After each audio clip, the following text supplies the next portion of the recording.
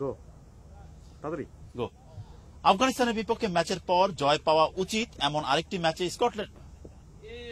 আরে ভাই তাড়াতাড়ি থাকবে। গো আফগানিস্তানের বিপক্ষে জয় পাওয়া আফগানিস্তানের বিপক্ষে ম্যাচের হ্যাঁ নার্ভাস আপনি হ্যাঁ রেডি কনফিডেন্ট। আফগানিস্তানের বিপক্ষে